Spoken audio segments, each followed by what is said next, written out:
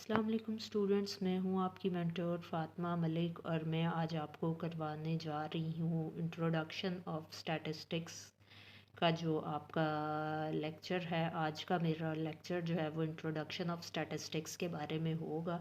तो ये देखें जी, मैं आपको बता देती हूँ कि इंट्रोडक्शन ऑफ स्टैटिस्टिक्स जो है वो बेसिकली होता क्या है। इंट्रोडक्शन ऑफ स्टैटिस्टिक्स जो है ना वो होता है कि numerical description to most people. ठीक है जी।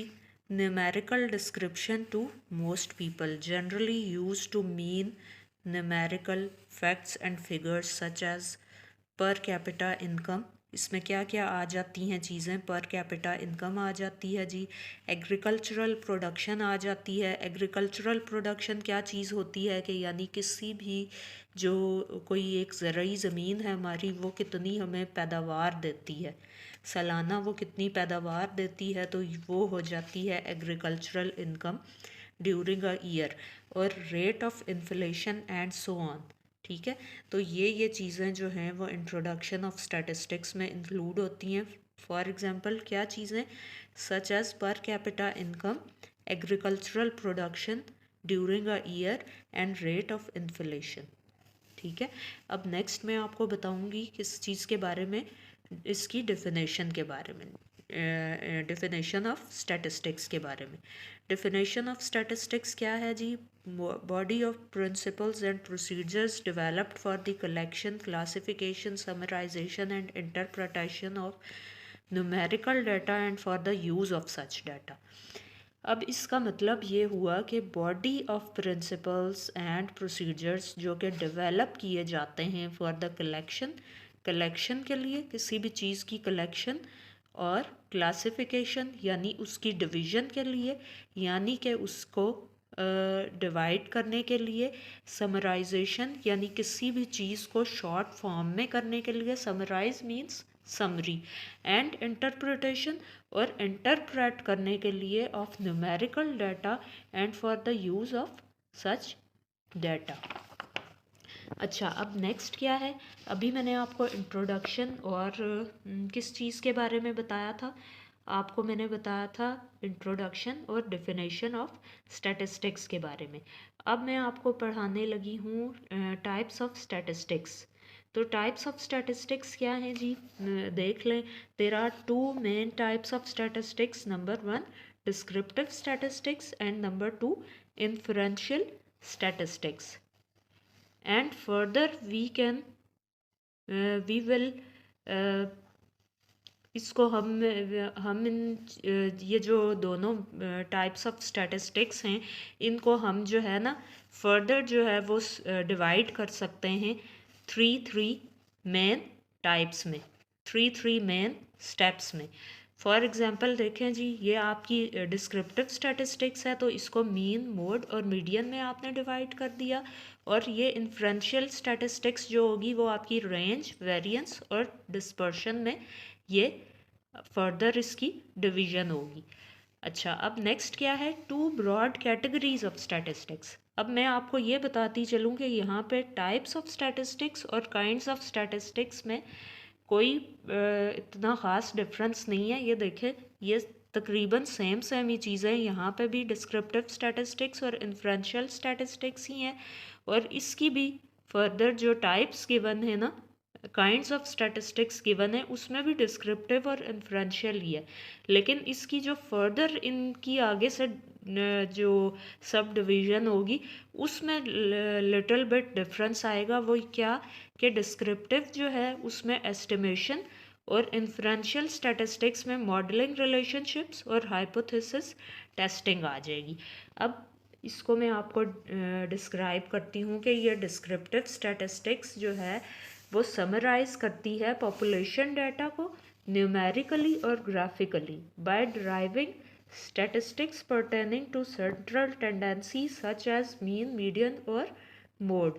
यानी वो क्या कह रहे हैं कि डिस्क्रिप्टिव स्टैटिस्टिक्स जो है वो समराइज करती है पॉपुलेशन डाटा को, जो कि न्यूमेरिकली करती है और ग्राफिकली करती है bye deriving statistics pertaining to central tendency such as mean, median और मोड। और उसको फर्दर किन चीज़ों में 3 स्टेप्स में डिवाइड किया जाता है, मीन, मीडियन और मोड में। अब नेक्स्ट हम देख लेते हैं नेक्स्ट स्टेप में क्या है कि statistics pertaining to dispersion around central tendency such as range और standard deviation। ठीक है, और नेक्स्ट स्टेप क्या है, statistics as graphs, statistics और graphs depicting the shape of a distribution। इसके ये 3 पॉइंट्स हो गए।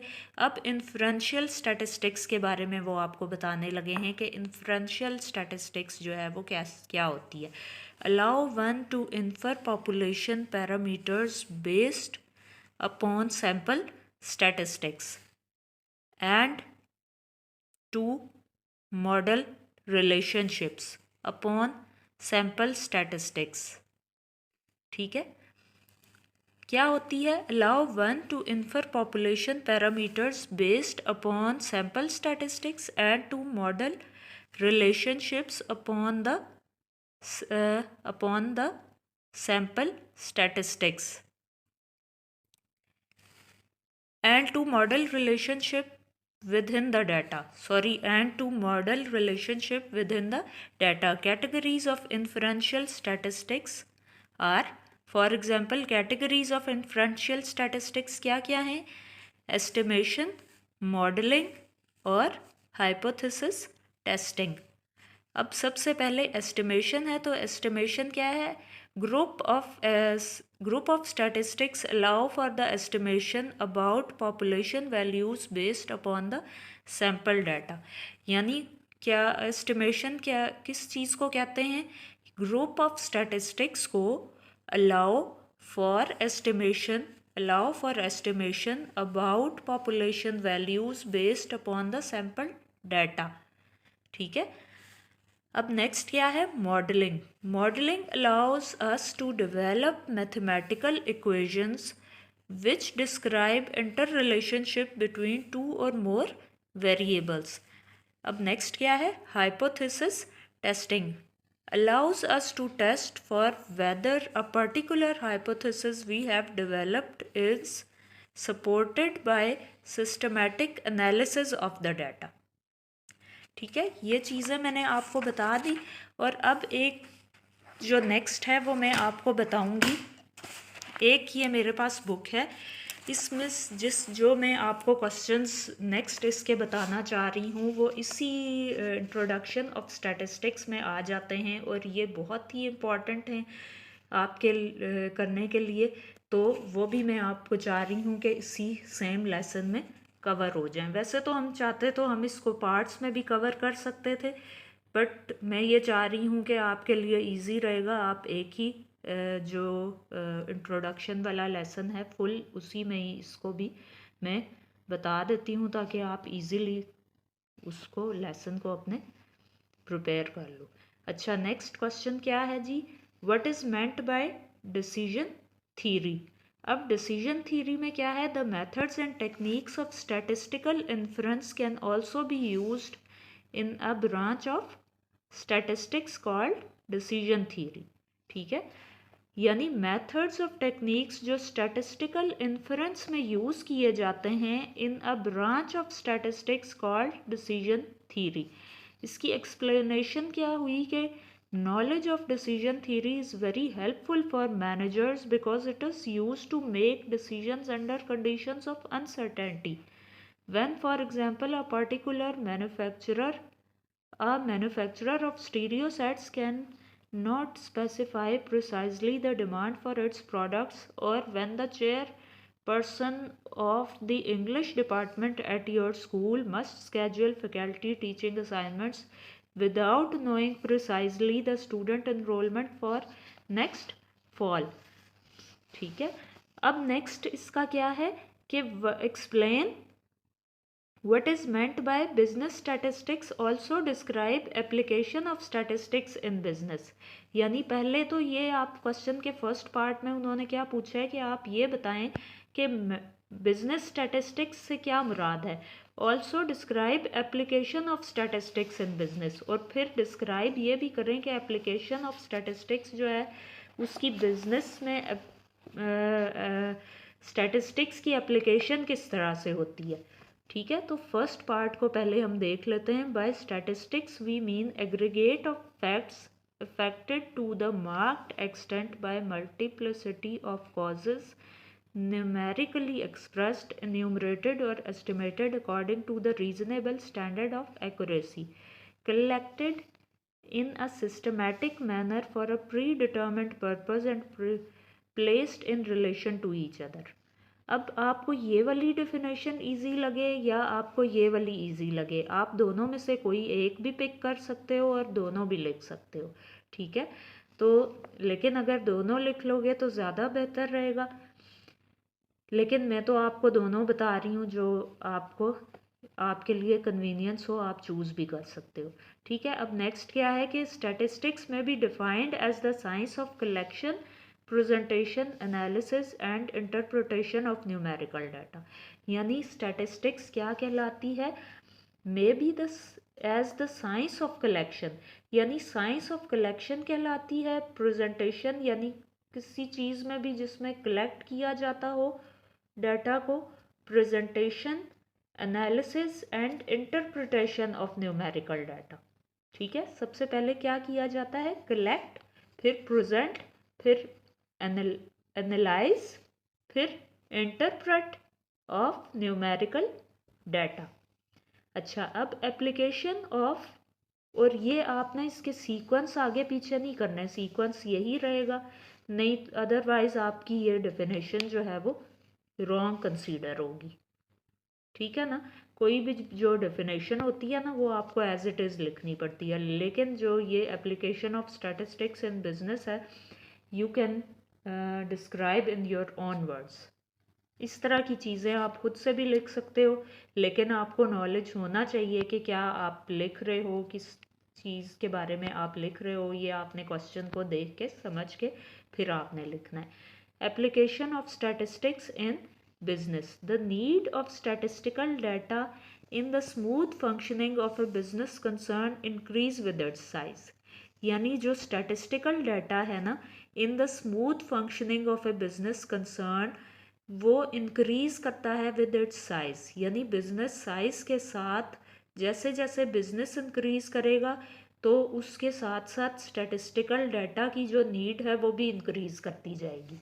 यानी वो आपने पढ़ा होगा ना कि डायरेक्ट प्रोपोर्शन है और इन्वर्स प्रोपोर्शन, तो ये स्टैटिस्टिकल डाटा का और जो बिजनेस कंसर्न के इंक्रीज होने का या डिक्रीज होने का जो प्रोपोर्शन है ना, वो सेम दोनों का डायरेक्ट होगा। अगर एक चीज़ इंक्रीज कर रही है तो दूसरी भी इंक्रीज करेगी, अगर एक चीज़ डिक्रीज कर रही है तो दूसरी भी डिक्रीज करेगी।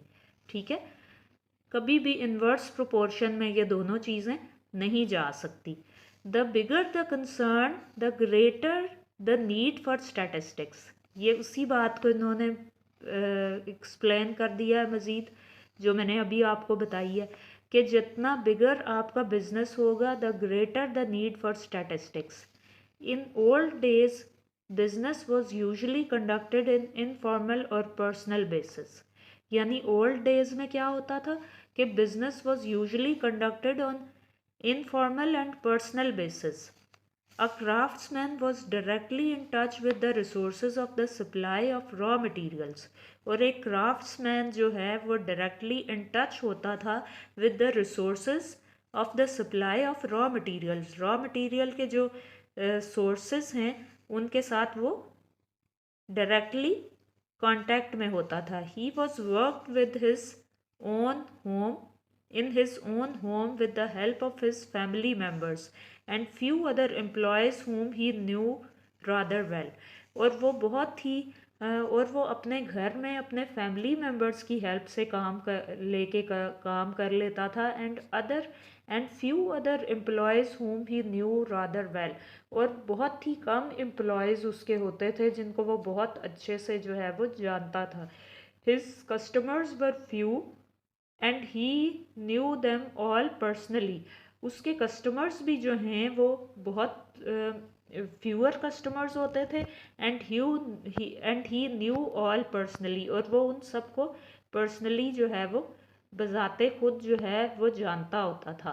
Thus, he had almost all information about his business, and obviously no technique for the supply of this information was necessary. और इसलिए बिजनेस कंसर्न के जो है वो इतनी ज़्यादा मतलब जब मतलब ओल्ड डेज में जब ऐसे जो है वो बिजनेस कंसर्न्स चल रहे होते थे, दस he had almost all information about his business, जबकि उनके पास तमाम इंफॉर्मेशन होती थी उनके बिजनेस के बारे में, and obviously no technique for the supply of this information was necessary. और क्या होता था कि उनको कोई टेक्निक की ज़रूरत नहीं होती थी for the supply of this information was necessary. इस जो कोई टेक्निक की उनको ज़रूरत नहीं होती थी कि वो इस इंफॉर्मेशन को जो है वो सप्लाई कर सकें, क्योंकि लिमिटेड रिसोर्सेज में और बिजनेसेस भी जो हैं वो शॉर्ट टर्म बिजनेसेस हो रहे होते थे। तो उसमें शॉर्ट टर्म बिजनेसेस में जो है वो अब फ्यूअर एम्प्लॉयज़ के साथ अपने ही फैमिली मेम्बर्स की हेल्प लेके जो है वो क्राफ्ट्समैन जो हैं जिनकी उन्होंने एग्जांपल दी है कि वो काम कर लेते थे, और उनको जो लोग उनके एम्प्लॉयज़ थे उनको भी वो उनके साथ भी वो डायरेक्टली कांटेक्ट में होते थे। तो ये मैंने आपको जो है आज का लेसन बता दिया है इंट्रोडक्शन ऑफ स्टैटिस्टिक्स के बारे में जो कि था, और मैं उम्मीद करती हूँ कि आपको अच्छे से समझ आ गया होगा। तो आपने इसको बहुत अच्छे से करना है प्रिपेयर, और नेक्स्ट में हाज़िर होंगी आपके साथ नेक्स्ट आपके अपकमिंग लेक्चर्स की वीडियोस के साथ। तो आपने अपना बहुत सारा ख्याल रखना है। नेक्स्ट वीडियो तक के लिए अल्लाह हाफ़िज़।